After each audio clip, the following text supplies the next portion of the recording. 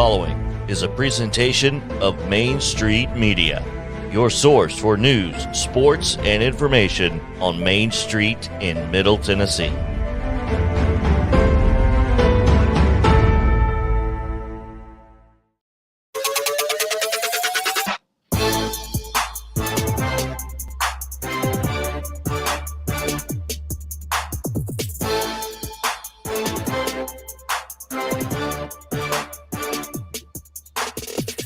Welcome in Main Street Sports today, presented by Mid-Tennessee Bone and Joint. Chris Yao alongside the Hall of Famer Mo Patton, and we have got a great show for you today. We've got coming up on the show, ACC Network's Wes Durham will join us to talk about the ACC. We'll also talk to UT Martin play-by-play voice John Hatler in the second half. We've got a lot to get to: the Titans, the Braves, college football.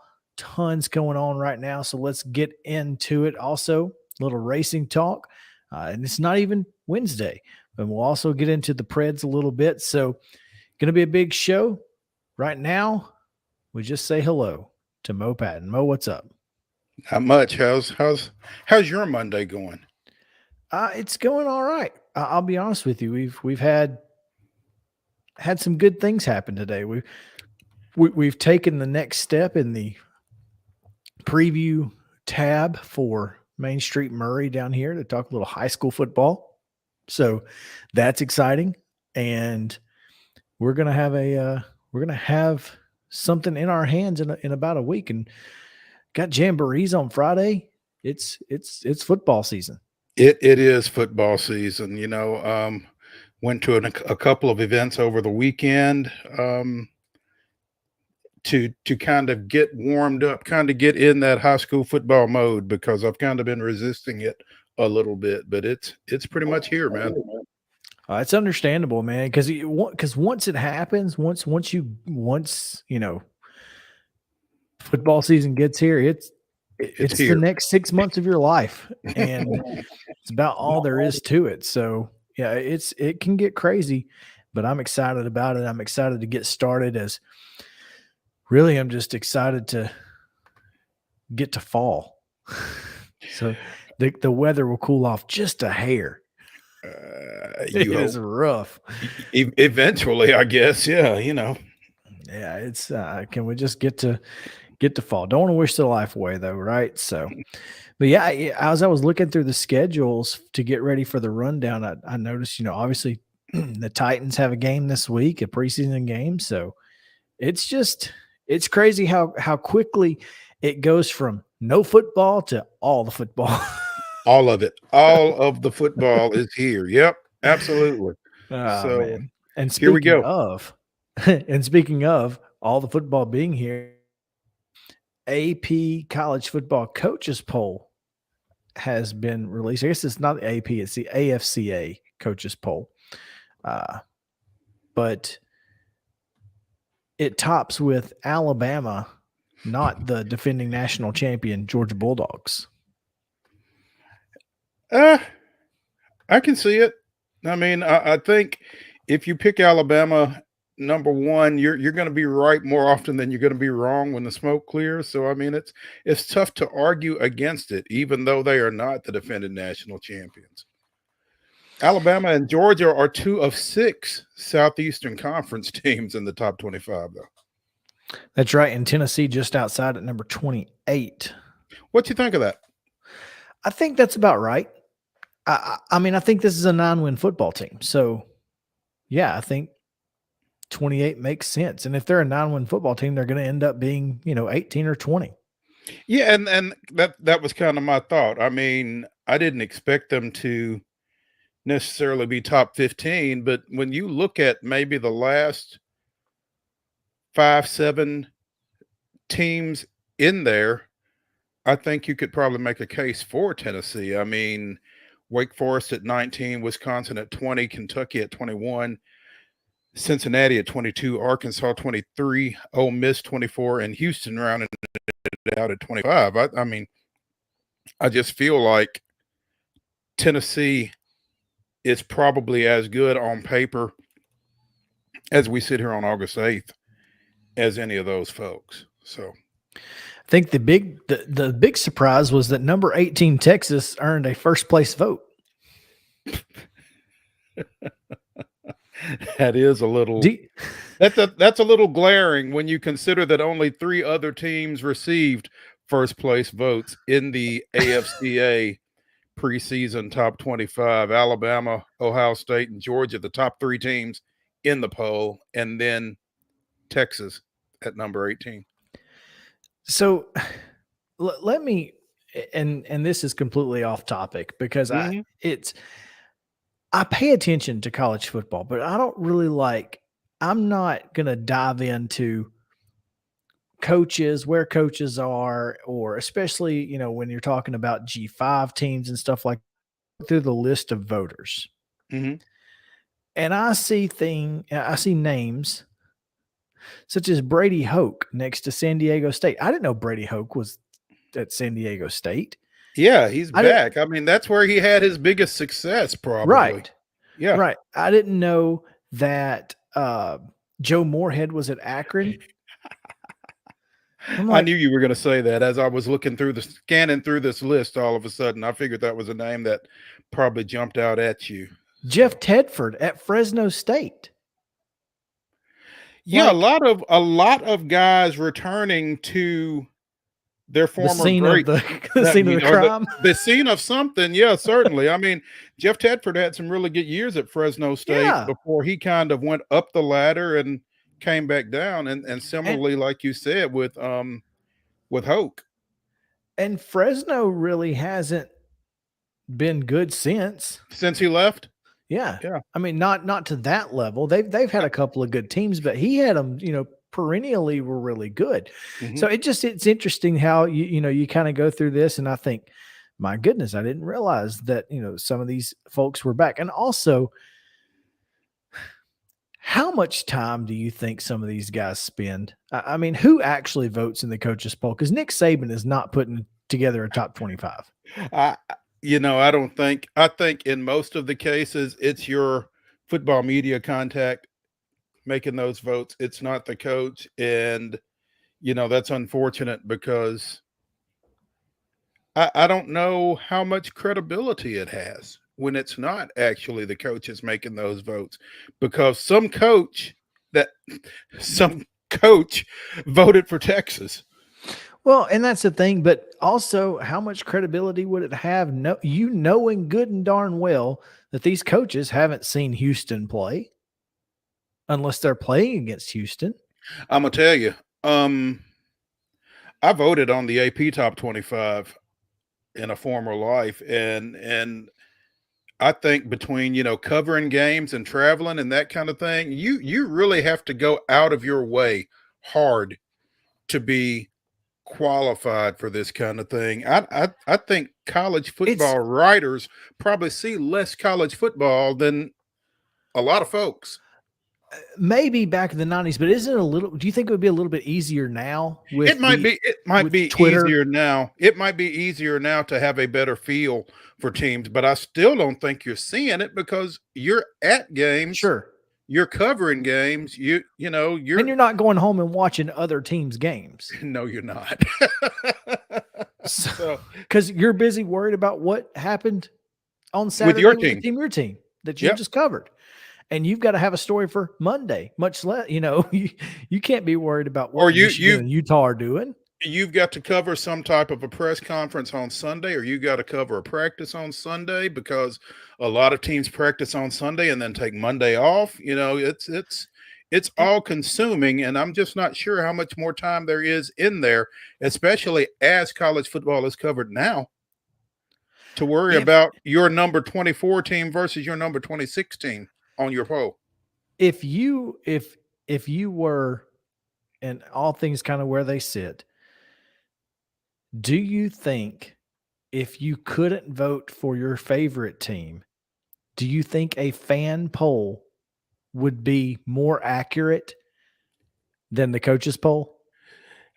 I don't know if it would be more accurate. I mean, I think you gotta, I don't know how you vet your fans necessarily, but I do think that there are some fans out there who, they get Are up more and they watch. qualified to rank 25 teams? They get up and they watch that 11 o'clock game in the morning, and then they're watching Pac-12 after dark. And between the two, they're only going to the refrigerator and coming back. I mean, there are probably some fans that see a lot more college football than media and certainly coaches. Yeah, it's just a thought. Anyway, Yeah. the coaches poll is out again. Alabama is one of, what'd you say, 8? Six. Six. One of 6 SEC teams in the top 25. And like you said, Tennessee is third among others receiving votes. So I guess they're number 28. How far? And LSU and Auburn right there on the edge as well. Now, big difference between,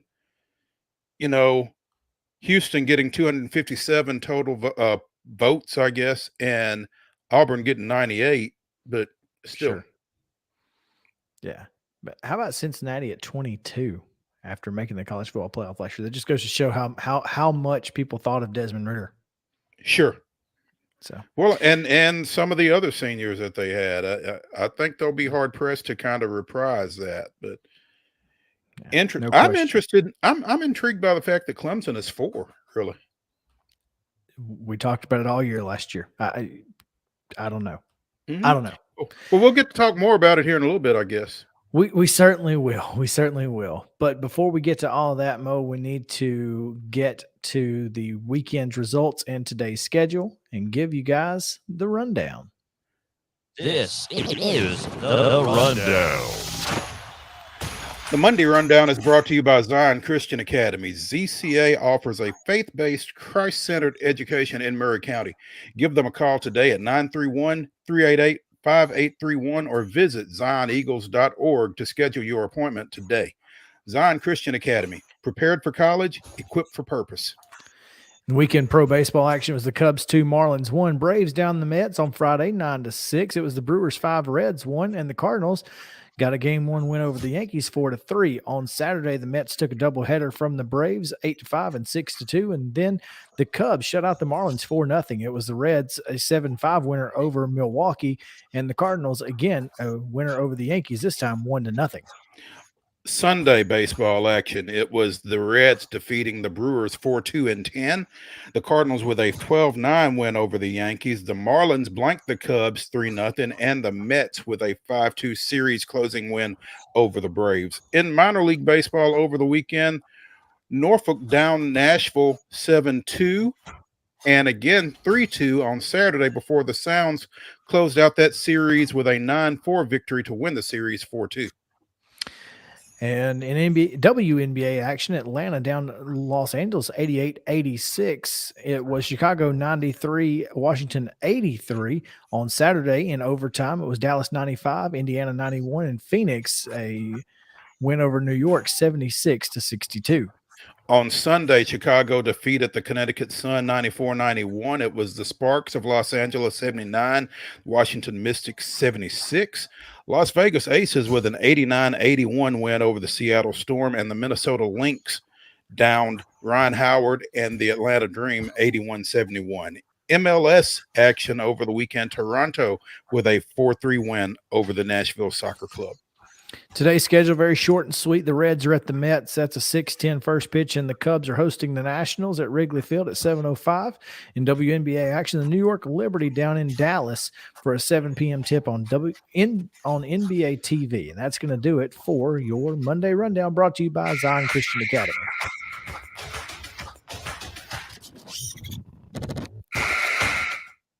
Yeah, all right. When we come back, it's Wes Durham of the ACC Network. He's going to join us here on Main Street Sports today, so stick around.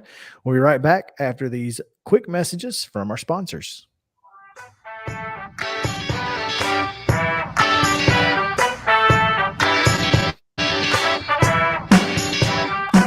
Mid-Tennessee Bone and Joint treats your orthopedic injuries and existing conditions. Our trained physicians will get you back in the game faster. Contact us at 931-381-2663 or www.mtbj.net.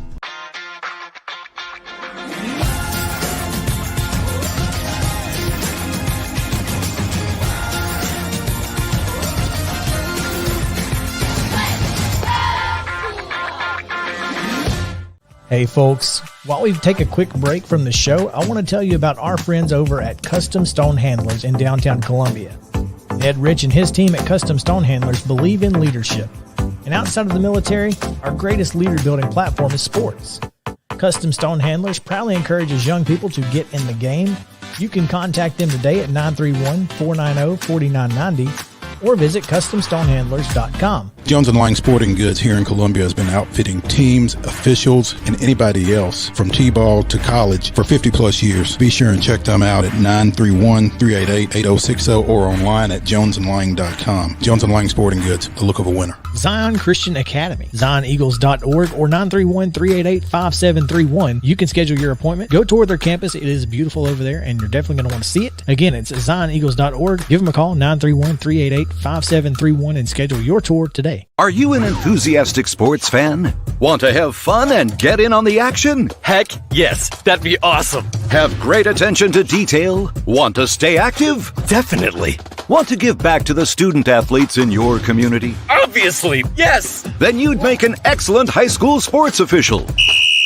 We need more officials in Tennessee, because with no high school officials, there are no high school sports. Sign up today at highschoolofficials.com. Mid-Tennessee Bone & Joint has been the official sports medicine provider for Murray County Schools for more than 40 years. We specialize in orthopedic injuries, and our Ortho Quick walk-in service lets you bypass the ER. Visit us online at www.mtbj.net.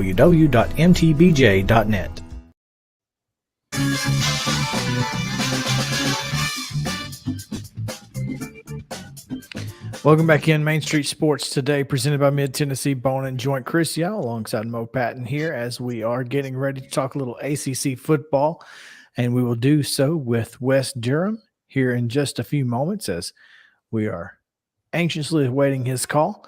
But Mo, again, you know, the ACC, and like you just said, Clemson ranked number 4 in. We have Wes on. We do? Awesome. In the coaches poll, and who knows what that really means. Out I guess the next team down, if you don't count Notre Dame, is 13th. Is 13th ranked NC State. Right. So I mean, the ACC. A lot of folks high on Miami. Curious what Pittsburgh's going to do as a follow up, and I'm looking forward to seeing what the ACC has to offer. And again, we are joined now by Wes Durham of the ACC Network. Wes, how are you?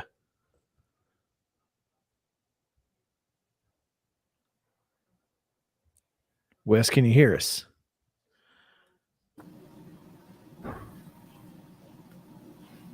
Is he there now? Wes? Yeah, can you hear me? Just barely, but I think we can make that work.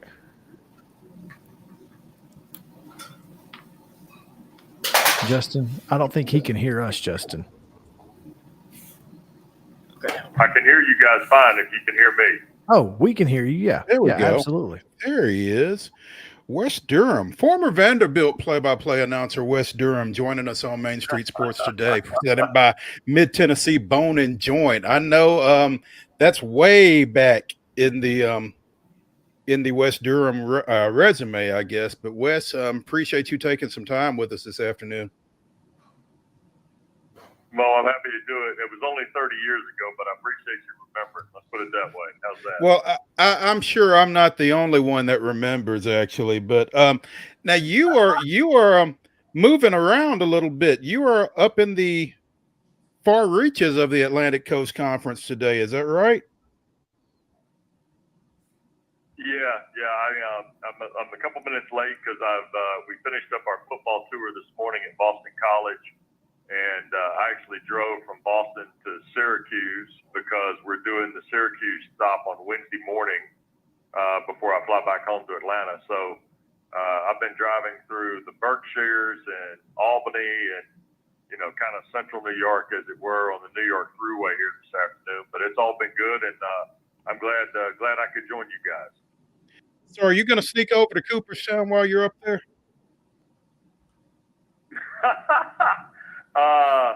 I don't know. I doubt it. I'm gonna try and lay low here for a day or two and maybe take in a practice with Coach Faber's team tomorrow, because I'm sure I'm going to have those guys on a game here in the next, 4 to 6 weeks, just kind of the way it all sets. But I'll take a look at for sure what Syracuse has got going. I did see a little bit of Boston College's workout today, so I'm trying to at least polish up some of those teams I'm going to potentially see here soon. Gotcha.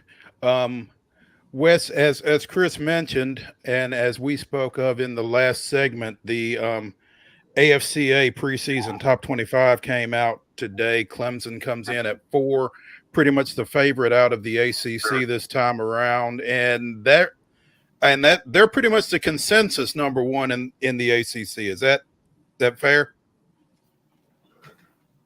I think it's fair based on brands. I'm not sure it's going to be that way. I mean, Clemson, I think there are 3 really good teams in college football right now. I think Alabama, Ohio State, and Georgia and Alabama and Ohio State, I think have really good programs. I think Georgia certainly has a chance to continue, kind of what they started last year, making their second playoff appearance in 4 years and being in a position to continue that momentum in the East of the SEC. But I think Clemson is the best.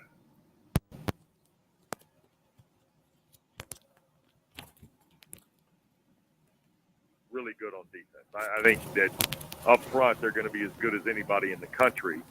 And they have the potential to have that generational defense that Georgia had last year and that Alabama has had on occasion. But we got to wait and see. I think the real questions with Clemson, Mo and Chris, are going to be their ability to run the football and the consistency they can get at quarterback. And their inability to run the ball, quite frankly, has been on display since they beat Alabama and Santa Clara a couple of years ago. Since then, they have not been consistent. Now, they got better at the end of last year running the ball. The reality of it is, though, that, whether it's DJ Uiagalelei or Cade Klubnik or, one of us quarterbacking, Clemson has to be able to run the football. That will make their throw game a lot more impactful. They've recruited, obviously, at a very high level, for the last decade or so. Dabo's got a great culture and a great program. But, you would have thought when they lost to Georgia last year, the world was coming to an end in the ACC nationally.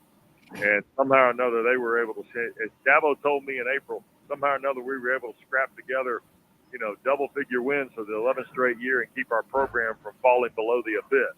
So I think, he's saying it tongue-in-cheek, but I also think he wants to remind everybody, hey, look, we've got a really good program here that's one of the better programs in the country.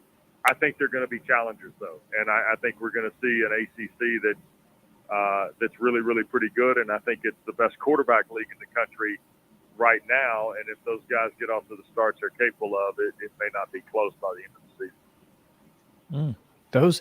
Those are fighting words down here, Wes. I think some SEC fans might take offense to that, but it is interesting that you say that, because I think you're certainly right. There's definitely arguably the best quarterback league in the country, and I think that's where a lot of us who were skeptical of Clemson last year got that skepticism, unproven quarterback. And if you have an unproven quarterback, especially in a league like the ACC, you could be in trouble.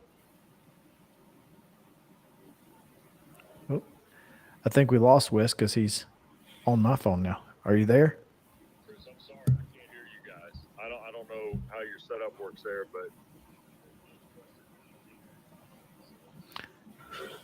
gotcha. So Wes cannot hear us, unfortunately, Mo. So we are in a situation where can you hear me now? I can hear you. Sure. Mo, can you hear him? I can. Yes. We're going to go old school here and just put the phone up to the microphone. Is there another way you guys want to call me back? I'm happy to do the show. I'm sorry. No, you're fine. You're fine. We've got you. This is perfectly fine. We've got you really well. This may actually be better than what we had, ironically. Okay. So, like I said, what I was saying is that, you say the ACC is one of the top quarterback leagues, if country. Sure. And those are fighting words down here in SEC country. I think, a lot of folks think that Hendon Hooker, Bryce Young, and those type guys are are right there with anybody. But last year's skepticism from Clemson came from their lack of a proven quarterback. That's right. And in the ACC, you've got to have a proven quarterback. So what does that mean? Does that mean that the teams with proven quarterbacks are obviously the favorites throughout the year? No. And in fact, the ACC, I would tell you that the biggest offseason discussion in the ACC has been that Clemson's quarterback situation is they may not even have a quarterback that's top 5 in the ACC. I mean, you got to remember the ACC right now has not only do they bring back Brennan Armstrong, who accounted for nearly 5,000 yards of total offense last year.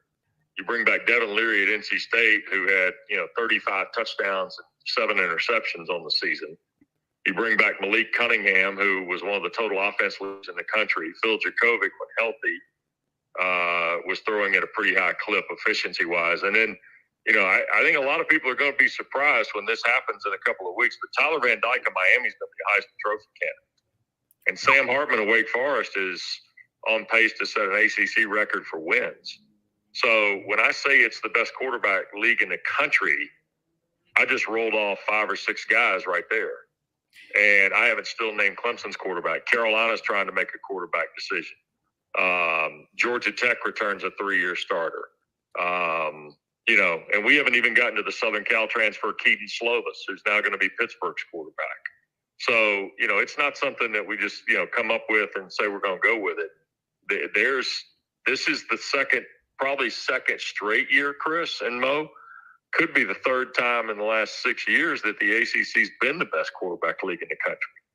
Doesn't mean they're going to have the best team. Doesn't mean they're going to have a team in the playoff. But that particular position right now is a position of strength across the board in this conference, I think. As the guy that follows us, George Plaster, would say, there's a little bit of meat on that bone, Wes. And what's interesting is, even when you lose a Kenny Pickett at Pitt, you've still got that kind of star power at quarterback. And even when you lose a coach, like a David Cutcliffe, the quarterback whisperer over at Duke. Yeah, Chris, he can't hear you because obviously I'm on the phone. Translate for me. No, Wes, I hate that we can't get this situation worked out for you. And me trying to translate Mo's question probably isn't going to go well. Go ahead. It'll be fine. But, Mo, you have to give it to me one more time, man. I was just talking about Kenny Pickett being gone from Pitt. Kenny Pickett being gone from Pitt. And like you said, with, Wes, with the fact that they have a Southern Cal transfer and Ole Miss has a Southern Cal transfer, and it seems like everybody's got a Southern Cal transfer at quarterback right now. But, it's this Pitt team it's kind of up in the air. They could find themselves where they were last year, or they could fall off the face of the earth. Who knows? Well, I think the one thing you have to keep in mind is the flammable nature of roster management right now in college football impacts everybody. I mean, Hendon Hooker, the guy you were speaking of a moment ago, is a Virginia Tech transfer who essentially lost his job, right? Mm-hmm. And transferred in part because of that. There was too much of a quarterback carousel for his liking, and I understand that. And I thought he was a talented guy, but he never got any confidence at all in Blacksburg, seemingly. He'd have a really good game and then subpar games. I think we're going to watch that happen a lot in college football. Keaton Slovis is a kid, who comes in off of injury. You mentioned Jackson Dart at Ole Miss. I mean, why is Jackson Dart at Ole Miss? Because Caleb Williams is from Oklahoma, went to Southern Cal. I mean, that just shows you kind of how frenetic this whole deal is. And, at the end of the day, I think it's going to be really interesting to watch this play out because, the proven brands and the ones we talked about at the front are still the proven brands. And I think it makes really good, compelling college football throughout the season. I don't disagree with you at all. Wes Durham with the ACC Network here. We look forward to hearing from you throughout the year, Wes. Like we were talking about in the first segment of the show, how sometimes media and coaches who vote in these polls don't get a chance to watch as much college football as we'd like, but us fans sometimes do. So we're all the time looking and excited to hear new voices and excited to hear familiar voices when calling college football across the South, especially, and obviously on the First Coast. So we appreciate you taking some time with us today and talking a little ACC. If you had to pick a winner right now, who would you say is going to win the ACC? Well, I think you got to pick Clemson just based on their success in the last decade. But I think NC State's a tremendous threat. I think NC State, and I believe the Miami hype has to be proven. And they're going to have a chance to do it at Texas A&M early in the season. And, quite frankly, that may be a big ball game for both teams the way that one's shaping up. No question, man. I'm looking forward to that one a lot. So I think we all are. But we appreciate it again, Okay. and looking forward to hearing who. Yes, sir. All right. There you go. No idea the issues there, but it is what it is. We are very, Mo, I just don't know that I can call ACC the best quarterback league in the country. I don't know, Chris. I mean, he stated a heck of a case there, man. I mean, yeah, but I'm thinking KJ Jefferson. I'm thinking Anthony Richardson, Stetson Bennett, who just won a national championship. I'm not sure how good Anthony Richardson is. Well, I'm not either. But last year again everything that happened at Florida last year, I'm taking it out and throwing it in the yard. And that's fair. That's fair. I mean, kid's talented. I can't say that he's not talented. Mm-hmm. But Hendon Hooker, Bryce Young, who only won a Heisman Trophy.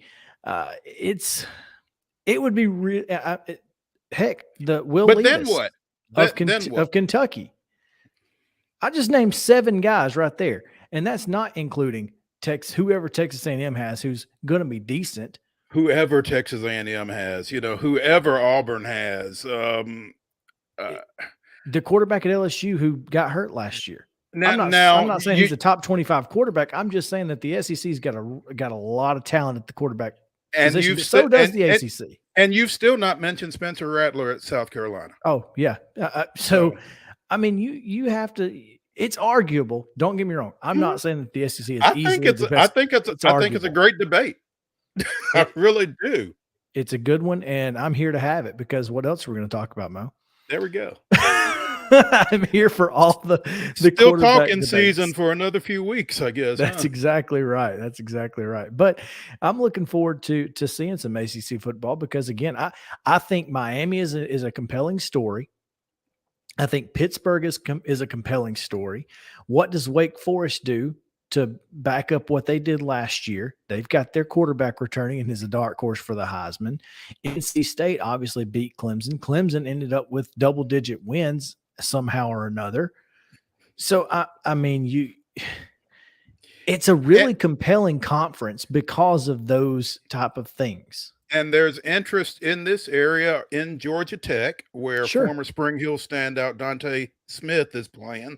I almost said Dante Jones, but Dante Smith, who is a Doak Walker Award watch list performer at this point. So, I mean, there's a lot of eyes on a lot of ACC programs in this area right now, I think, for various reasons. So it'll certainly bear watching.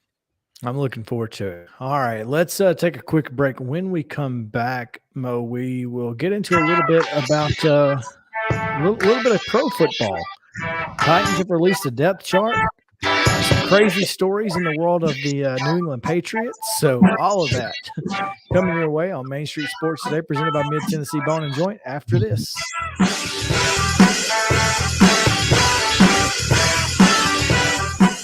Mid-Tennessee Bone and Joint treats your orthopedic injuries and existing conditions. Our trained physicians will get you back in the game faster.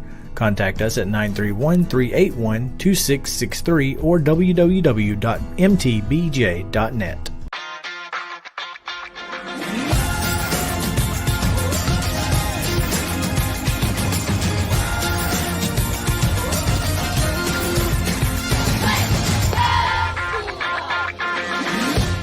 Hey folks, while we take a quick break from the show, I want to tell you about our friends over at Custom Stone Handlers in downtown Columbia. Ed Rich and his team at Custom Stone Handlers believe in leadership. And outside of the military, our greatest leader building platform is sports. Custom Stone Handlers proudly encourages young people to get in the game. You can contact them today at 931-490-4990 or visit CustomStonehandlers.com. Jones & Lang Sporting Goods here in Columbia has been outfitting teams, officials, and anybody else from T-ball to college for 50-plus years. Be sure and check them out at 931-388-8060 or online at jonesandlang.com. Jones & Lang Sporting Goods, the look of a winner. Zion Christian Academy, ZionEagles.org or 931-388-5731. You can schedule your appointment. Go tour their campus. It is beautiful over there, and you're definitely going to want to see it. Again, it's ZionEagles.org. Give them a call, 931-388-5731, and schedule your tour today. A game without a crowd is just a scrimmage. A performance without an audience is just a rehearsal. Without your presence, high school sports and the performing arts aren't possible. Ensure that these essential extracurricular activities continue to enrich the lives of students in Tennessee. Purchase a ticket to your local high school's game or performance. This message presented by the TSSAA. Mid-Tennessee Bone & Joint has been the official sports medicine provider for Maury County Schools for more than 40 years. We specialize in orthopedic injuries, and our Ortho Quick walk-in service lets you bypass the ER. Visit us online at www.mtbj.net.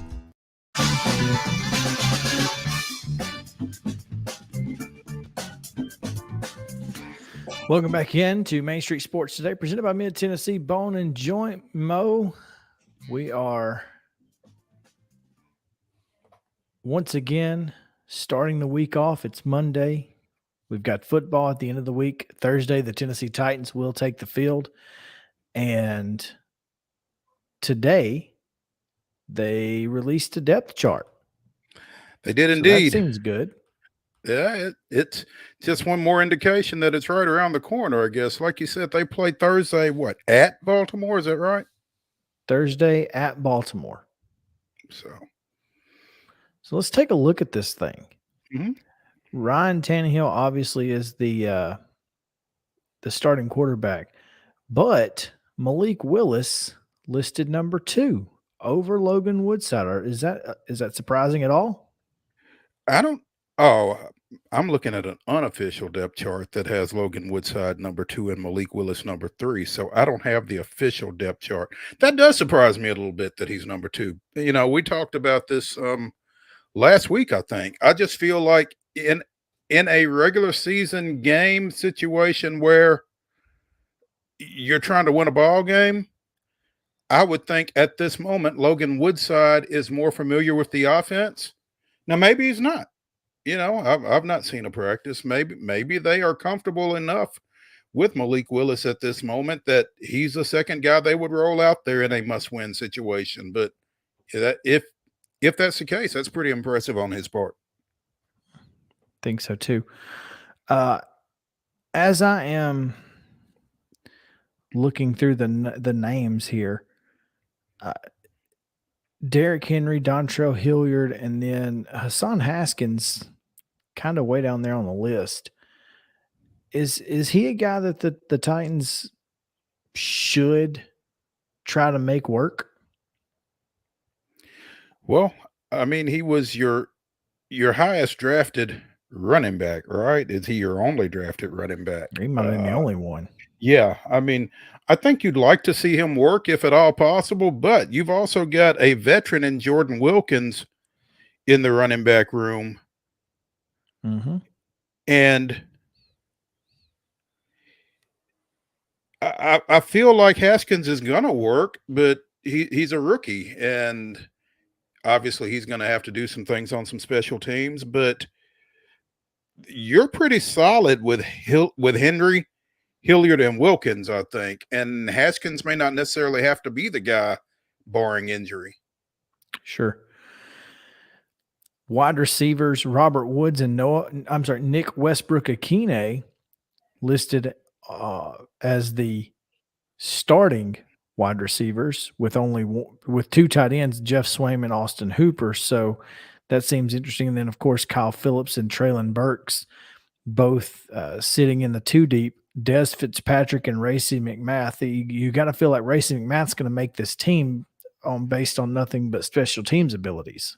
You feel like he is going to make this team. I'm intrigued by Josh Malone's status. He's listed on the third team at this moment, the former Station Camp, former UT standout who's kind of bounced around the NFL, but in OTAs and that kind of thing, you heard a lot of really good things about him. And he's a guy who has the physical attributes that you would think could really make an impact. And so it's going to be interesting to see how that situation with him develops, I think. Looking at the defense, obviously that front seven is as strong as I've ever seen it. And the defensive backfield, I'm curious here because Caleb Farley listed number one, Roger McCreary on the second team, while Christian Fulton also on the first team with Elijah Molden sitting behind him and Shakur Brown. But and Chris Jackson on the third team, which I mean is what it is. But Caleb Farley looking like he might actually be helpful. Yeah. And, a guy that you used an early draft pick on last year, even though he was coming in injured, you really want to see him, emerge as a difference maker early on. And right now it looks like that's the case. But going back to your comment regarding this front seven, you're right. When you add a healthy Bud Dupree, a Zach Cunningham, who you picked up midway through the year, and a Harold Landry, who's is he in his contract year this year? Maybe. Or did he get something done? At any rate, I think we got something done with him last year. Okay. At any rate, that's a front seven that, if they can just continue to build on what they did last year, it's going to be really fun to watch. Again, I'm kind of intrigued by Chance Campbell. They've got, again, I'm looking at an unofficial depth chart. I think this is it, though. I think this is the most updated. Yeah. Chance Campbell, who really turned a lot of heads last year at Ole Miss after transferring down there from Maryland, really had an impactful season on defense with that bunch. And again, I think it'll be worth watching to see what kind of rookie year he can have in that situation with the Titans, along with Rashad Weaver coming back for his second year at linebacker. I suspect we'll see a lot of Chance Campbell and Roger McCreary's, Theo Jacksons, et ceteras on Thursday. Mm-hmm. Probably won't see much of this first team, maybe a drive, maybe two. But I think these second teamers are really going to get a chance, and I think it's going to be really interesting to watch. I like that Kyle Phillips, the slot man, is listed as first team punt returner. I mean, make yourself useful, right? Well, yeah, make yourself useful. And I think there have been instances where the Titans have just kind of put somebody back there to catch the ball. And I don't think that's the case with Kyle Phillips. I think that's a guy that they are looking forward to make some plays for them in that position. So excited to see how that goes, if he can, catch it and get upfield and actually change some field position from that punt returner spot. That would be nice. It'd be nice to have that for sure. All right, let's kind of move again. Titans playing Thursday night at Baltimore. Should be an interesting first game of the year, I guess, and I'm looking forward to it. Before we get out of this particular segment, it's not Wednesday, but this is wild and wacky. There's no question. If you ever find yourself running late for work, don't take advice from former New England Patriots lineman Rich Ohrnberger. Instead of facing Bill Belichick's wrath, Ohrnberger decided to purposely get in a car crash while running late to practice. It must be rough. I tell you, the person that Ohrnberger hit is reading this and certainly feeling some kind of way, I would think. Fortunately, this was what? Does it say how long ago this was? He relayed the story on his radio show on Thursday. Did not specify when the incident took place. Drafted by the Patriots in the 4th round of the 2009 draft. Spent 3 seasons with the team. So, I don't know, maybe the statute of limitations has run out. But said he didn't hit the car, which was a church van, hard. But he needed to hit it hard enough to cause a dent in his own car so he could provide the Patriots with evidence of the crash. Said he gave his insurance information and some money to the driver of the van before leaving for practice. Dang. Man, that's something right there. I don't know that I would go that far. I just can't. I don't know that I could do it. Ornberger said he spoke to Belichick's assistant and waited in the offensive lineman's meeting room until the full team meeting concluded. First person Ornberger saw was offensive line coach Dante Scarnecchia, who seemed to know exactly what was going on. Scarnecchia reportedly told Ornberg his stunt may fly elsewhere, but to be on time from now on. Dang. I know what you're doing, bro. That's rough. That is okay. Anyway. Well, he's Bill Belichick for a reason. Yeah. He's got eyes in the back of his head and in your car, apparently. Apparently, yeah. Shoot. He has bugged everyone's car. Oh, man. Bill Belichick. He's something else. All right. Let's take a quick break. And go to halftime, Justin. So just a quick one here. Got a couple things I want to mention. One thing that is sports related, and apparently Justin's got a dad joke for me, so I'm excited. So stick around. Main Street Sports Today, presented by Mid Tennessee Bone and Joints. Back after this. This is attorney Bart Durham, and this is me. I'm Aaliyah. Keeping in good physical condition is really important to me. But when I had a wreck with a tractor-trailer truck that hurt my legs so bad I couldn't work for almost a year, I knew I needed a lawyer that understood tractor-trailer cases. So I called Bart. Bart gets millions of dollars for his clients every year. At Bart Durham Injury Law, we've handled hundreds of tractor-trailer cases. My dad and I want to help. Give us a call at 615-242-9000.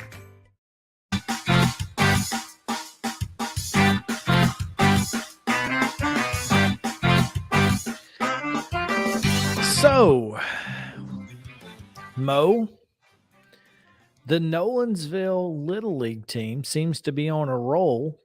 They've won 3 games in the Southeast Regional, and they await their championship game opponent for a game tomorrow night.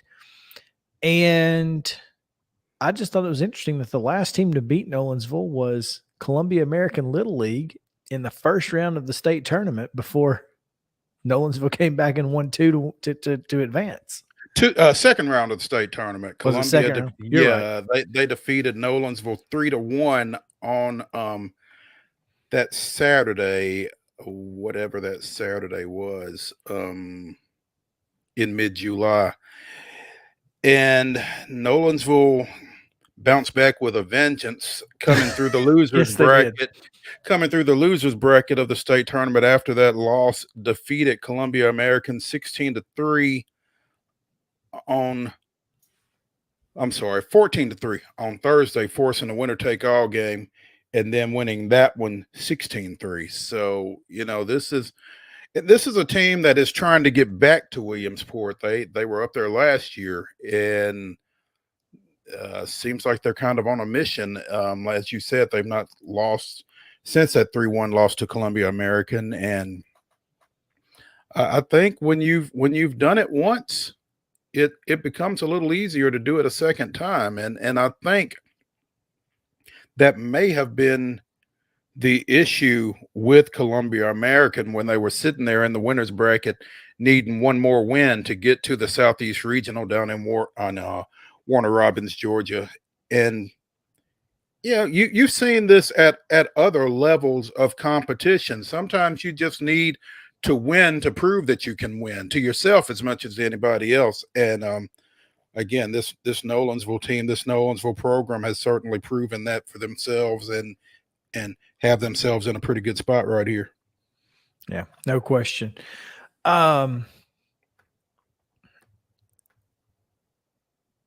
Justin, you said you had one. You had a Yes. dad joke, so I'm very curious as to I've been holding on to this. what you've got there as you come on here wearing disgusting colors. Man, I don't know what that's all about. My dad grew up in San Francisco, so I grew up watching Barry Bombs. I guess that should be his Barry name. Bombs. Drop bombs. So I'm obsessed with the Giants just because of that, basically.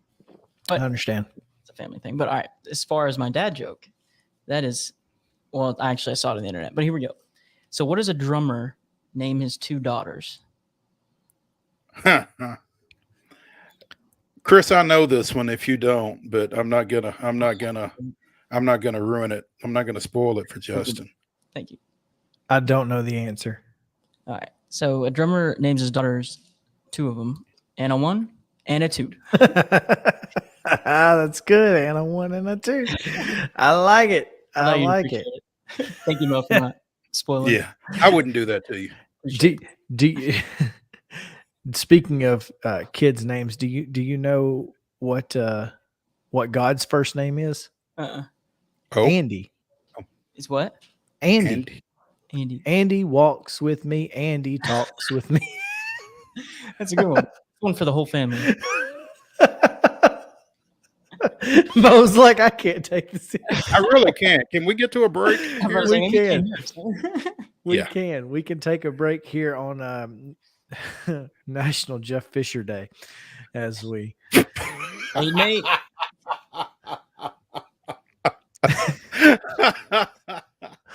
We'll be back on Main Street Sports today, presented by Mid Tennessee Bone and Joint. Jeff's taking strays. This is Chris Yao with Main Street Sports Today. Every show, Mo Patton and I welcome friends from all across the sports landscape, from high school coaches and reporters to national, college, and pro sports personalities. You never know who might stop by for a chat. AP Tennessee Sports Editor, three-time Tennessee Sports Writer of the Year 2020 TSWA Hall of Famer. She covers the Titans, the Predators, the Grizzlies, college football, and hoops. Please make welcome Teresa Walker. Former University of Tennessee, former Team USA Olympian, ex-Cy Young Award winner, R.A. Dickey. R.A., did I miss anything? Man, that was sweet. Yeah, I need to listen to that before I go to bed every night. That was nice. Has 5 sports Emmys. That's not bad for the other guy in Wham, Ryan McGee. Other guy in Wham married the best looking girl, Bananarama. So other guy in Wham had a pretty good life. From preps to pros, we're taking on the sports topics you care about. Tune in across Main Street Media social platforms at 2 p.m. or on demand on your podcast distribution platform of choice. Mid-Tennessee Bone and Joint treats your orthopedic injuries and existing conditions. Our trained physicians will get you back in the game faster. Contact us at 931-381-2663 or www.mtbj.net.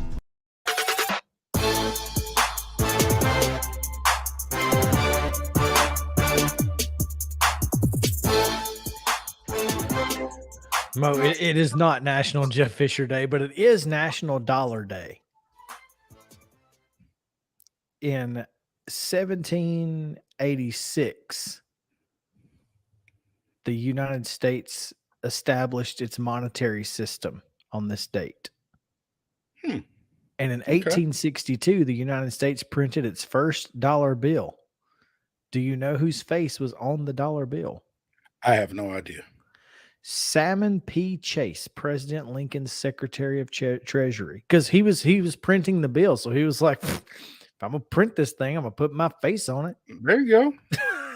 Drink has its privilege, right? I'm not mad at him. Sometimes you gotta promote yourself. There you go. There you go. Saying. Yeah.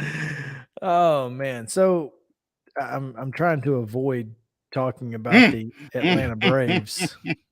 So yeah, well, we committed to it. So unfortunately, we have in fact committed to it. And today's Braves segment is brought to you by Insert Your Business Here. Don't forget, you can always sponsor a segment right here on Main Street Sports Today. Just give us a shout.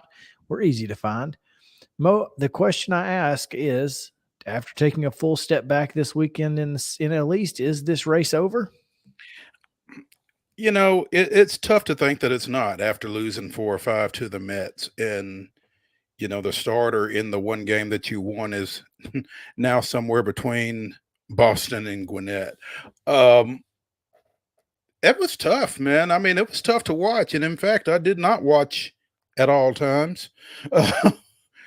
At one point, the only suspense to yesterday's game was whether or not Jacob deGrom was going to throw a perfect one. It was not the performance that you needed or wanted or expected, I don't think, out of the Atlanta Braves. I think Saturday's performance with Max Fried on the hill is the one you look at and you go, okay,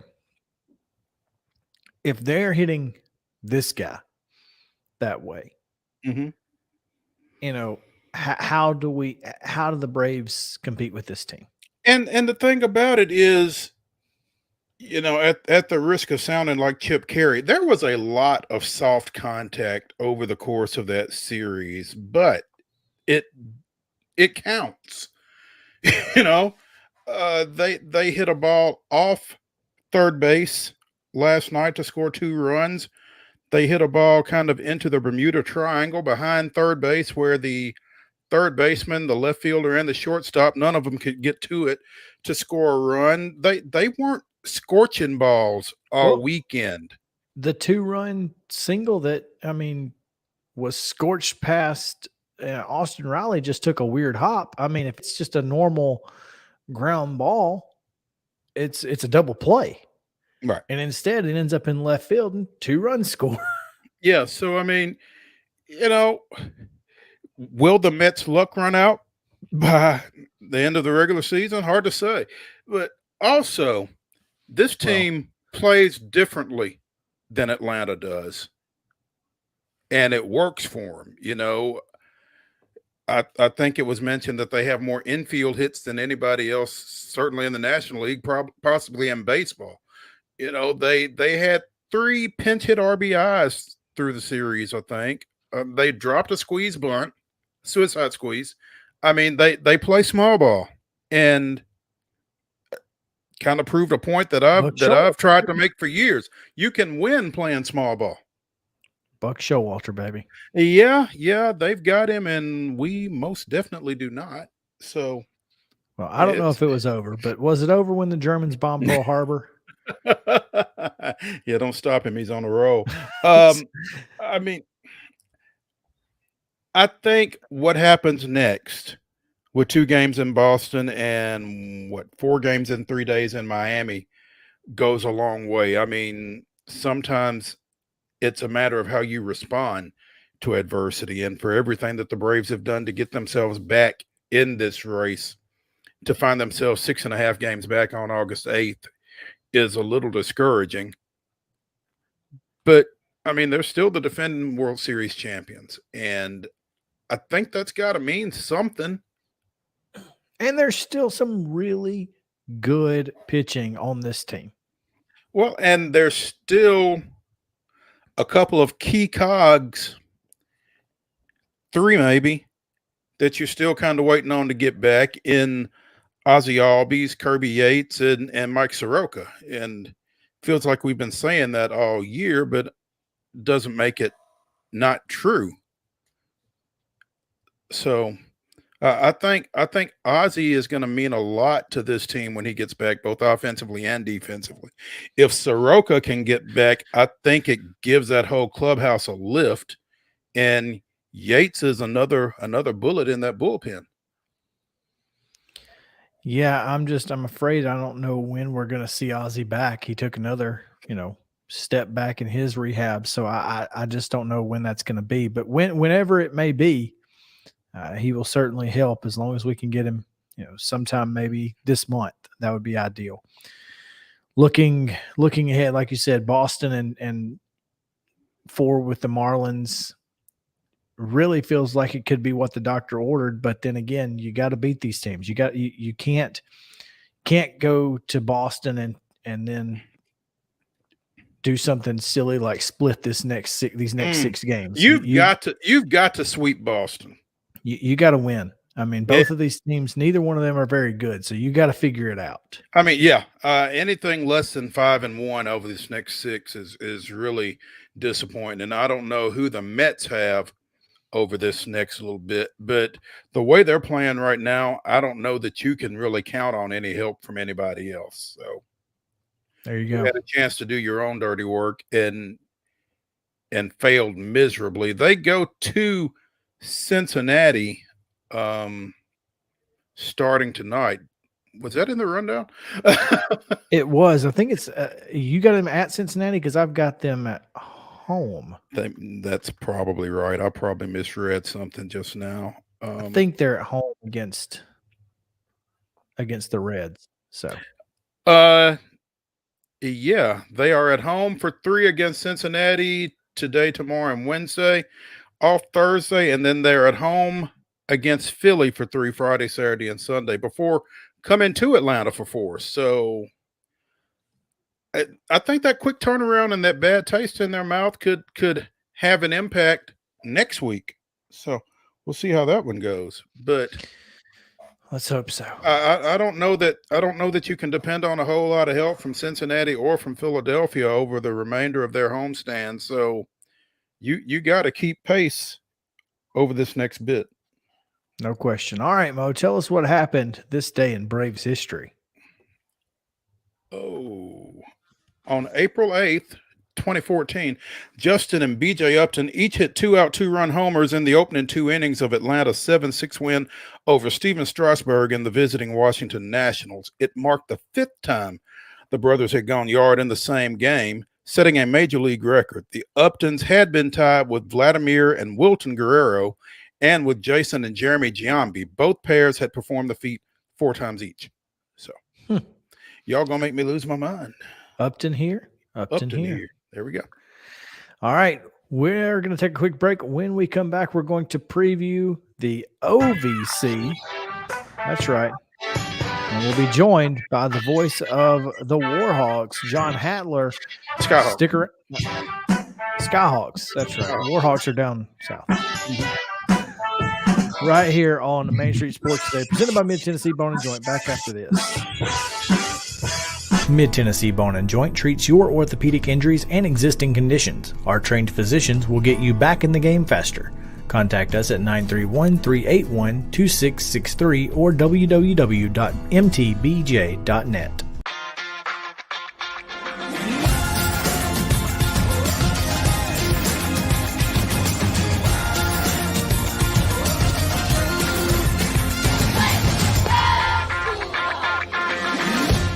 Hey folks, while we take a quick break from the show, I want to tell you about our friends over at Custom Stone Handlers in downtown Columbia. Ed Rich and his team at Custom Stone Handlers believe in leadership. And outside of the military, our greatest leader building platform is sports. Custom Stone Handlers proudly encourages young people to get in the game.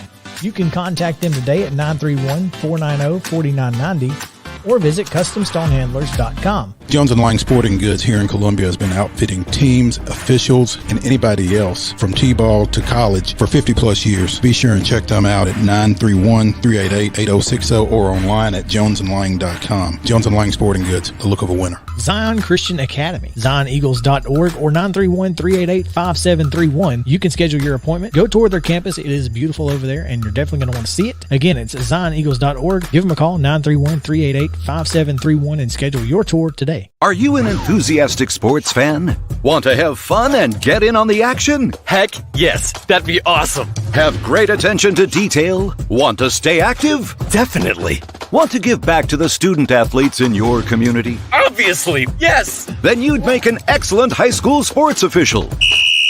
We need more officials in Tennessee. Because with no high school officials, there are no high school sports. Sign up today at highschoolofficials.com.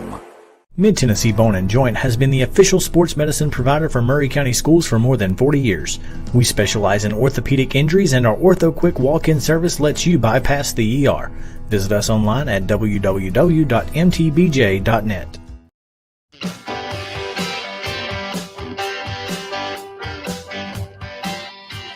Welcome back into Main Street Sports Today, presented by Mid-Tennessee Bone & Joint. Chris Yao, Mo Patton coming to you from, well, Franklin and Columbia and everywhere else around the mid-state, I guess, from all over.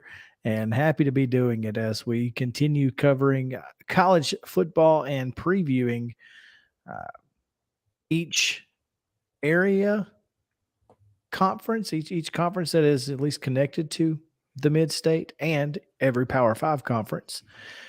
And we were unable to get to the OVC last week when we had planned. So luckily we were able to make that happen today as we have the voice of the UT Martin Skyhawks. Sorry, Warhawks are down in it. They have a very similar logo, but AUM. And it kind of messes me up. The UT Martin Skyhawks, John Hatler joins us now. John, how are you? I'm great. Thanks for having me today. And, I pay attention to a lot of what you guys do in Middle Tennessee. We've got a lot of contacts from, I was one of those guys that was able to squeeze a 4-year education into 8 years at UT Martin. So I've got a lot of contacts in Middle Tennessee, and hopefully we'll hear about it. We'll do such a good job. They appreciate it. Well, I'm sure you will, because I've run into a few of those West Tennessee folks out and about here over the last little bit. So hopefully they're checking us out. But hey, obviously UT Martin coming off of a big season, and Jason Simpson trying to guide that program to yet again another postseason berth, I guess. But John, I think the biggest thing in the OVC right now is who's in the OVC. Yeah, and unfortunately, that's something that's on everybody's mind and what's going on. Of course, Murray State will be leaving after this year. Austin Peay's left and gone to the A-Sun. EKU went to the A-Sun. So it's going through some growing pains. We've seen it happen at the FBS level where when things get bigger and people want to bite off bigger chunks of the elephant, that other people get caught up in the wash. And that's kind of happened at the FCS level. But Ohio Valley Conference has kind of gone stable footing right now. I know that sounds crazy, but there's the losses, I think, are over for now. As far as losing teams going, I know that there are teams in the pipeline that are really taking a good hard look at the Ohio Valley Conference. We're in a really good position financially to make some runs at some schools. But most importantly, we're keeping our automatic qualifier. So that's the most important thing, is having those 6 football playing schools so you can keep your automatic qualifier and do what UT Martin did last year and not only win the conference, but go on the road at Missouri State and pick up a huge win and take it to Montana State, where played well, but it was just a situation where Montana State was really good, and we saw them in the national championship game. But yeah, Tennessee State still in, and Tennessee Tech, UT Martin, SEMO, there's some of those schools that are still making that effort to stay in and make this a go of it. Eastern Illinois, and of course, Linden Wood's coming in officially in 2 years. So the OVC's there, and it's on stable footing for now. We'll just hope it continues to stay that way. The Skyhawks receiving 10 of 14 first place votes in the preseason predictions, I guess, that came out of OVC Media Day. John, what is it about this Skyhawk team in particular that has folks picking them to run things in the OVC yet again? Well, I think their 2 most important components are the head coach, Jason Simpson, starting his 17th season at the helm of the Skyhawks. So there's consistency there. A lot of turnover in the conference with a lot of new coaches. Eastern Illinois got a new one. Tom Matukowicz at SEMO has been there. He's kind of got that program going. Dean Hood's going to be in his 3rd year at Murray State. But for this year, but I think Coach Jason Simpson providing some stability at the head coaching level, number 1. Number 2, it's this defense. Jeff Bird brought this 3-3-5 in several years ago. Jordan Hankins, who's now the linebackers coach at the University of Memphis, an assistant special teams coordinator, really put his stamp on it and took it to the next level. Now Chris Polizzi, who's been at UT Martin for several years, is putting his own seal of approval on that 3-3-5 as well. We're also returning a lot of seniors, especially on the offensive line, a lot of kids with experience. But, I really think it's the defense, and it's Coach Jason Simpson, and then kind of the tertiary part of it is offensively with Zach Wallace coming back, Dresser Wynn, a name that I'm sure you all know from your work in Middle Tennessee, won a state championship at Dresden High School in 2016, is taken back over at the quarterback position. There's a lot of excitement in Martin, and those 10 of 14 votes were very well deserved. Quite frankly, it's kind of kind of wonder why he didn't get all 14, but who cares? I mean, it doesn't matter till you play. But this team is going to be leadership heavy, very good on defense, stable head coach, and an offense that can be very, very explosive. You mentioned that offensive line, and 3 of the 7 first-team offensive linemen come from UT Martin. So that just goes to show that this team gets it done where it counts up front, and that's certainly going to be a big deal for a first-year quarterback. Yeah, absolutely. And Dresser might as well be a first-year quarterback, but the truth of it is the guy's gone through so many injuries. He got his red shirt burned 6 games into the season, then suffered just 2 terrible injuries in back-to-back years. It kind of knocked him out. He wasn't ready to start. That 3rd or 4th season there, Keon Howard comes in and was the OVC Offensive Player of the Year last year and secured that spot. But Dresser came in when Keon got hurt 2 weeks to go last year in the regular season. Dresser comes in, goes to Missouri State. Huge road upset for this program. First playoff win in Division I history for the Skyhawks. And Dresser's back. And look, Dresser was a phenomenal player coming out of high school. Won Mr. Football his junior year, probably should have won it his senior year, but didn't, but still was a finalist. The sky was the limit for him at UT Martin, but that young man's had a run of bad luck, but he's back and he's spinning it well. His mobility's lost some just because of the horrific ankle injury that he had at Austin Peay. I mean, this is a guy that when he couldn't secure the quarterback spot because his shoulder was still messed up, he comes in and takes over punting duties. Now, Wayne McWright, a longtime official of the TSSAA and the Ohio Valley Conference, a dear friend of mine, we both thought, man, this guy's got potential as an NFL punter. First week UT Martin plays as a punter, he makes all conference specialist. I mean, he's that much of an athlete. So now he's back. He's back under center where he belongs. And I hope, locally, I really hope. Sorry, guys. Locally, I really hope that that for Northwest Tennessee that we've got a homegrown kid that lights up that scoreboard, because it would make Dresden and Weakley County very, very happy. You speak about Dresser and his ability to spin it. One of the guys he's going to be spinning it to, former Wilson Central standout Colton Dowell, who is listed at 6'3", 215, 2-time All-OVC selection. Is that right, John? Yes, sir. And I'm going to tell you, as good as he is on the football field, he's even better human being. I mean, he's the face of he and Dresser are the face of our football program. Colton got hurt last year. He lit Western Kentucky up. It was a lopsided loss. It was a 1-score game at the half, first game of the year. But Colton really had a big day against Western Kentucky, and we were all expecting big things out of him. But he got a little nagging ankle injury and knee injury, just couldn't quite get over it. And, it hurt us in the playoffs. We were very deep at wide receiver, but Colton has that big playability. He's a good body. He can run. He's not afraid to go over the middle. He's not afraid to go up high and catch balls that are a little bit out of his reach. But he's just a fantastic human being, and our community is blessed to have had him at UT Martin.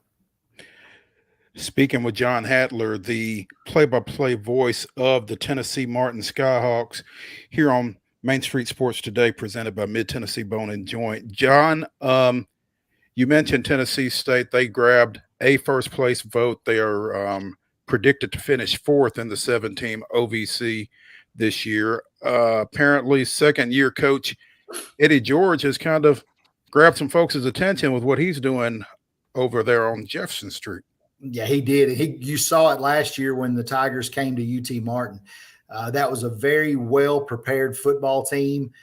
They came out of the locker room. I was with my partner, Andy Collins, and I looked at Chris Brinkley, and we just kind of looked at each other, and Derek Carr, who was a all-conference quarterback at UT Martin. We thought, oh, no, they they looked the part, and they were a very good football team, and UT Martin struggled with Tennessee State. I was shocked that Tennessee State didn't finish in that third spot. I think you've got to stay with SEMO in the second hole right now just because Geno Hess is an unbelievable running back for the Red Hawks. But Tennessee State is a team that, with Eddie George at the helm, they are about to make a whole lot of noise in the next several years. They are a scary, scary prospect in the Ohio Valley Conference. And, I don't want Tennessee State to look at exiting the conference. I wouldn't blame. I mean, I would understand they may have their eyes somewhere else, but man, I will tell you the way that Eddie George and that staff is handling that football team through the recruiting process, going after high school athletes, getting high quality Division I FBS transfers. Tennessee State's going to be wrecked. I see them finishing second in the conference this year. Their quarterback looks like it's going to be a guy that you guys are familiar with, Draylon Ellis, who transferred from Austin Peay. Yeah, Draylon Ellis in his time against UT Martin showed flashes of brilliance. And then there were times where his play on the field was rather lackluster.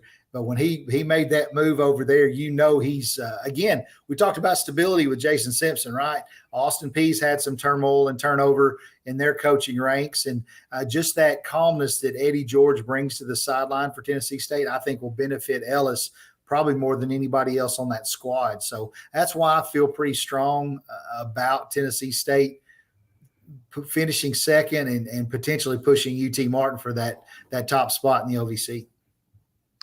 Speaking here with John Hatler, the voice of the UT Martin Skyhawks. And the OVC, like you said, has certainly seen its changes over the last couple of years. And I, for one, I'm looking forward to this particular season because I do think that it's as even as the OVC has been in a long time.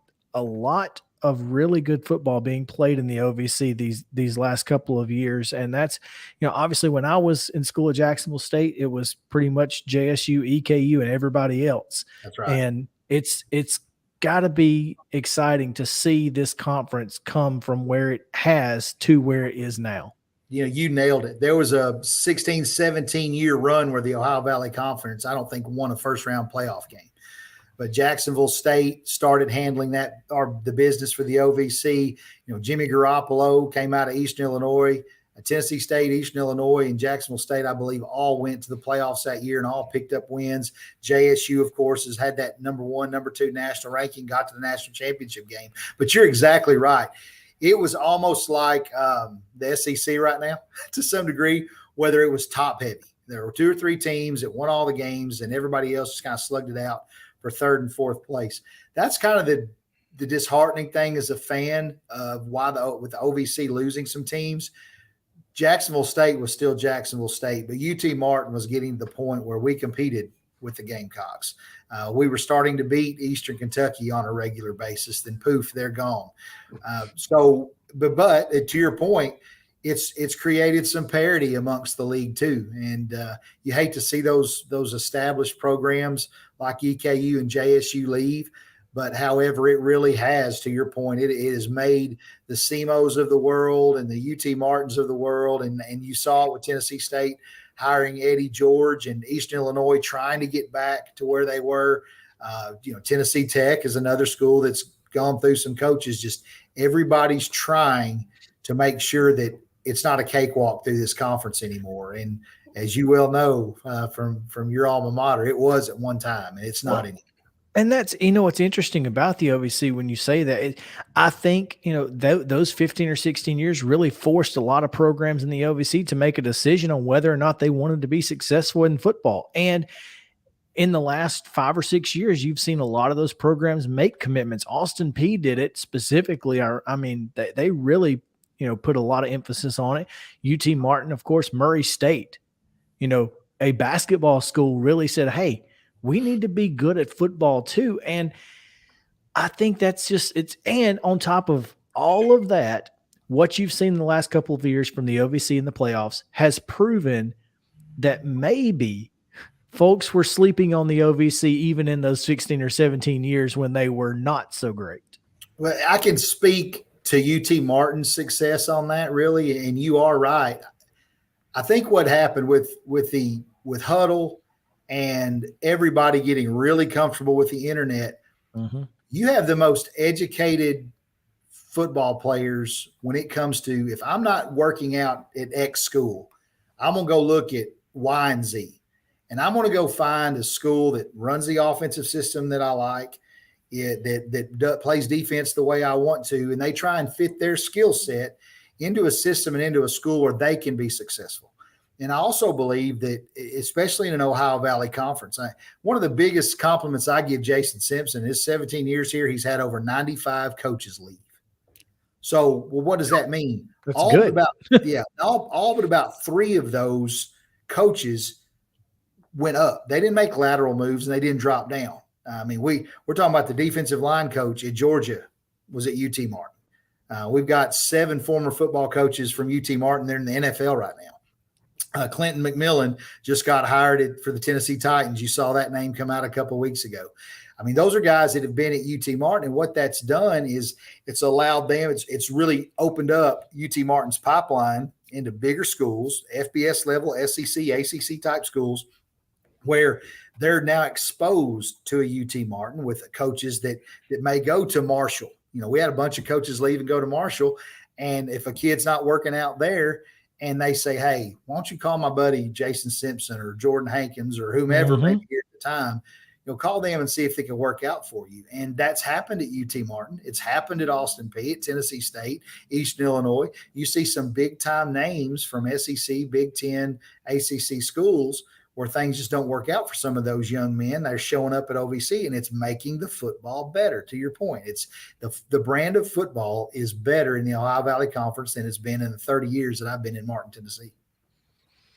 And I'm glad to see it. I really am. And hopefully we'll see a lot of it come through Nashville with Tennessee State, and, of course, the rest of the state and Martin all the way to Cookeville. So, John, thank you. This was enlightening. Well, good. I'd like to think that we can enlighten some people from time to time about our little piece of paradise up here in Northwest Tennessee. But I do appreciate y'all's work, especially you, Mr. Patton. I know we're on the email chains from time to time with the AP voting for high school sports. And I do appreciate y'all's time today. And thanks for letting me talk about UT Martin and go Skyhawks. Appreciate it, John. Thanks for joining us, man. Chris, we are heading to a break, I guess. Is that right? We are, in fact, heading to a quick break. And when we come back, we'll talk a little bit about the Music City Grand Prix. We'll talk about everything we can get in the next 4 or 5 minutes. How's that? That'll work. Stick around. Main Street Sports Today, presented by Mid-Tennessee Bone and Joints. Back after this. A game without a crowd is just a scrimmage. A performance without an audience is just a rehearsal. Without your presence, high school sports and the performing arts aren't possible. Ensure that these essential extracurricular activities continue to enrich the lives of students in Tennessee. Purchase a ticket to your local high school's game or performance. This message presented by the TSSAA. Mid-Tennessee Bone and Joint has been the official sports medicine provider for Maury County Schools for more than 40 years. We specialize in orthopedic injuries, and our Ortho Quick walk-in service lets you bypass the ER. Visit us online at www.mtbj.net.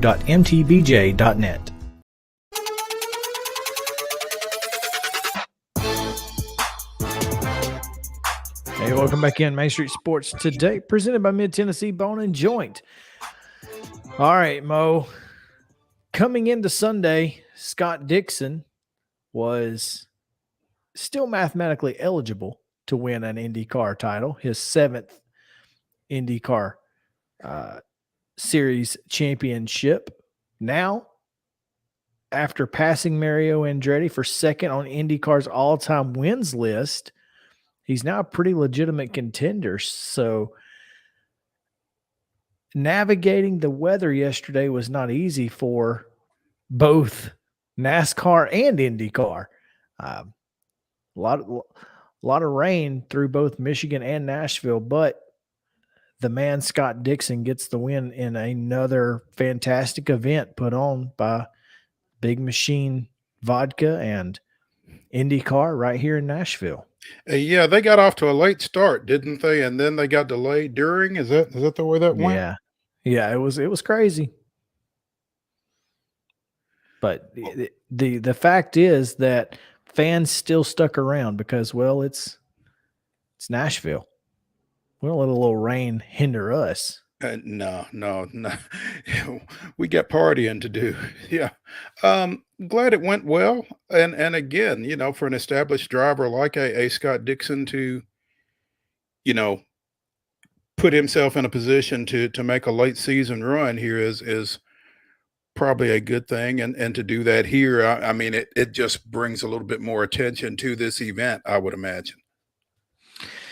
Yes, it does. Yes, it does. Hey, and we might get into this on Wednesday, but Marco Andretti, obviously Andretti, the very popular name in IndyCar, announced he will make his NASCAR debut running in the Xfinity Series at the Roval on October 8th for Big Machine Racing. He's kind of done some SRX stuff and has driven some of those NASCAR type cars. And so look out. Last time an IndyCar driver popped over, it has worked out. So should be interesting. Who was that? Outside of, I guess, Danica Patrick. Yeah, let's see. The last one, Juan Pablo Montoya did really well. Tony Stewart was an open wheel guy who came over. So yeah, it's worked out pretty well for him. It has. It's worked out for a lot of folks. So I'm curious to see how an Andretti, which Mario Andretti drove some NASCAR too. So it's always fun. Jeans a little bit, huh? It's always fun to watch Andretti's race, no matter what they're running. Over the weekend, the Preds signed a deal with Yakov Trenin, 2 years, $3.5 million ish. That's after a career year he had last year. I think he had 17 assists, I think. So big year for him, leads to a 2-year deal with the Preds. And let's see, $3.4 million. He had 17 goals, 7 assists for 24 points. 3 goals in 4 playoff games. And there's that. Yeah. It's always step up when it counts. Yeah. Does not hurt. Yeah. And for a team that kind of struggled to put the puck in the net during the postseason, not that was unexpected against the Avalanche, but still, when Forsberg's not scoring and Yakov Trenin is, things are a little weird. Yeah. And finally, final story of the day. I told you when we started, Mo, and you said should we mention this? I said there's got to be more to it. Mm-hmm. Well, according to Brent Venables, there's more to it. Head coach at Oklahoma put out a statement earlier today about the resignation of Cale Gundy, longtime assistant at Oklahoma. Gundy resigned, I guess, yesterday. Last night. Yeah. After a situation in which he says he picked up an iPad and as a player was distracted during film study and read whatever was on the iPad. Had nothing to do with football, apparently, and there was a word on the screen that he said he shouldn't have read. He did read, etc. I guess he apologized, and it seemed like a legitimate apology until you found out that he wasn't exactly telling the whole truth, Mo. Well, and so there you go. The whole truth, according to Venables, is that he didn't just read it once. It wasn't a he read it, realized what he read, and was like, oh, crap. No. Coach Gundy resigned from the program because he knows what he did was wrong. He chose to read aloud to his players not once but multiple times a racially charged word that is objectionable to everyone and does not reflect the attitude and values of our university or our football program. That is the statement today from Brent Venables. That's a second statement from Brent Venables. Now, Mo, I want to ask you this, and we don't have time to get into it a whole lot, but I want to ask you this. If it is not the attitude and values of your university or football program, should we expect some sort of punishment for the player who wrote said word? If the player wrote said word, then I don't think that's an unreasonable expectation. I don't know what the situation is, whether he wrote it, whether someone else wrote it and he was reading it. We don't know enough, and I'm not sure we're going to. But I mean, sure. I do think the context of reading it multiple times, and I guess Gundy was trying to say, this is what you're doing while we're in the middle of a film session. I mean, I get that, but it's interesting. But to your question, I think that's a fair question. I don't know. I mean, I would be curious to know kind of the situation, the context, and all of that goes with it. You just never know. And we, like you said, we probably won't ever know. So, but I do think that, if that's what you're saying, is if it's not indicative of your, the values your football program holds, I think you have to have that conversation, and it's worth having anyway. Sure. We are well over time, and I don't want to get in trouble. So let's get out of here. Let's take it and come back tomorrow when we start our SEC football previews. Should be a lot of fun. We'll preview every SEC football team from here until opening kickoff on August 27th. So come back tomorrow at 2:00. Main Street Sports Day presented by Mid-Tennessee Bone and Joint. For Justin Kulik and Mo Patton, I'm Chris Yousing. Have a great day. See you tomorrow.